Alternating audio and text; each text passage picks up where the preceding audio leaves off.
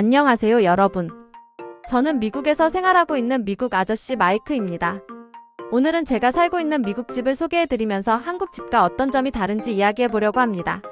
사실 저는 한국에서 10년 이상 살다가 미국으로 다시 돌아왔기 때문에 한국식 주거 환경이 더 익숙한 사람이에요. 그래서 미국 집으로 이사했을 때 예전에는 당연하게 느꼈던 것들이 오히려 더 낯설고 신기하게 느껴지더라고요.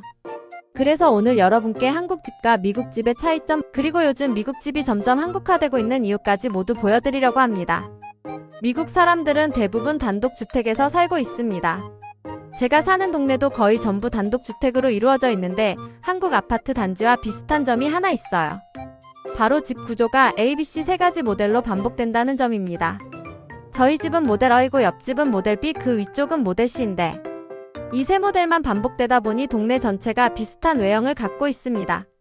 한국의 신축 아파트가 똑같은 구조로 지어지는 것과 비슷한 느낌이에요. 하지만 한국과 가장 크게 다른 점은 집마다 개인 마당이 있다는 것입니다. 앞마당과 뒷뜰이 기본으로 포함되어 있고 차량 2대 이상을 넣을 수 있는 차고도 대부분 갖추고 있습니다. 잔디를 깎거나 텃밭을 만들거나 마당에서 바비큐를 즐기는 문화가 아주 자연스럽게 자리 잡고 있어요. 이 부분은 한국 아파트와 완전히 다른 미국만의 분위기라고 할 수 있습니다. 다음은 많은 분들이 궁금해하는 집값 이야기입니다. 미국은 지역에 따라 가격 차이가 정말 큽니다. 제가 사는 곳은 조금 비싼 동네인데 약 200평 가까운 넓이의 집이 대략 10억 원 정도입니다. 같은 돈으로 서울에 간다면 훨씬 작은 아파트밖에 구하기 어렵겠죠. 물론 미국도 뉴욕이나 LA 같은 대도시는 가격이 엄청나지만 대부분의 교외 지역은 한국 대도시보다 확실히 넓고 여유 있는 집을 선택할 수 있습니다. 미국에서 집값을 판단할 때는 단순히 집 크기뿐만 아니라 학군, 치안, 주변 환경, HOA 같은 요소를 반드시 고려해야 합니다. 이런 조건들에 따라 같은 구조의 집이라도 가격이 크게 차이 날 수 있어요. 이제 집 안으로 들어가 보겠습니다. 현관문에서 한국과 다른 부분이 바로 눈에 띄는데요. 바로 링이라고 불리는 스마트 도어벨입니다.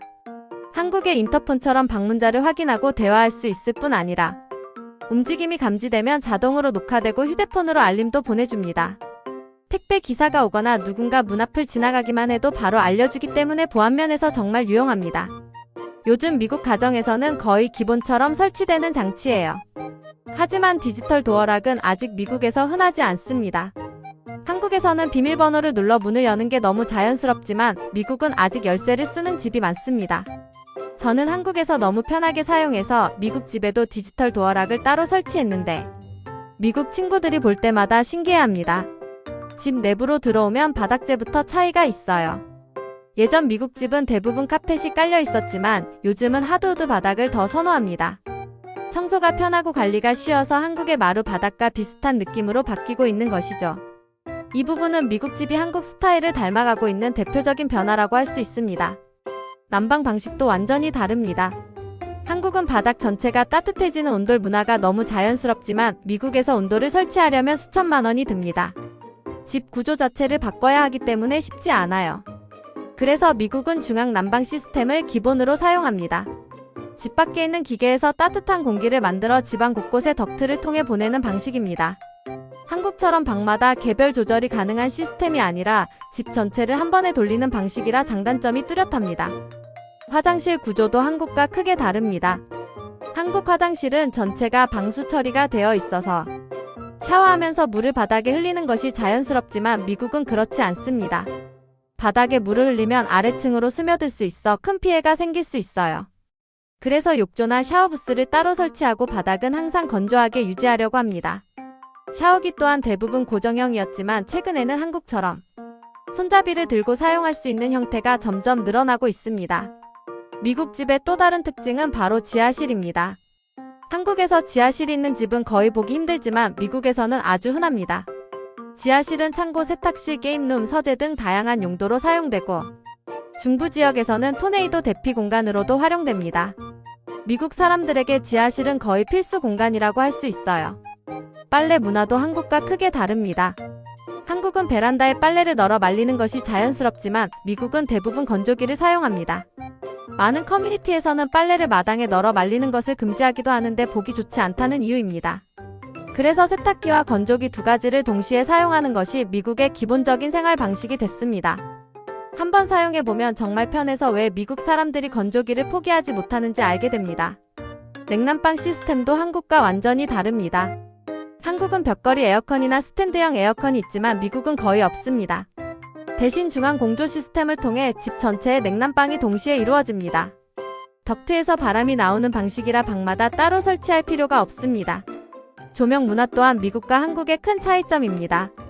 한국은 천장 전체를 밝히는 큰 LED 등이 기본이지만 미국은 천장등이 없는 방이 많습니다. 스탠드 조명이나 작은 간접등을 여러 개 놓아 은은하게 밝히는 방식을 선호합니다. 그래서 영상 촬영을 하려면 조명을 따로 설치해야 할 정도로 실내가 어둡게 느껴질 때도 많습니다. 하지만 반대로 창문이 많아서 자연 채광은 한국보다 훨씬 풍부합니다. 오늘 이렇게 한국 집과 미국 집의 차이점을 소개해드렸는데요. 요즘 미국에서 새로 지어지는 집들은 점점 한국의 주거 방식을 받아들이고 있다는 느낌이 듭니다. 하드우드 바닥, 분리형 샤워기, 스마트 도어락 등은 이미 한국에서 오래전에 자리 잡은 문화인데 미국에서도 하나둘씩 보편화되고 있습니다.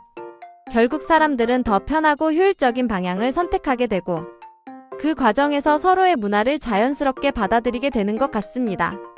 미국의 단독주택과 한국의 아파트는 각각 장점이 다르지만 서로의 좋은 점들을 조금씩 닮아가며 더 편리한 형태로 발전하고 있는 것 같아요.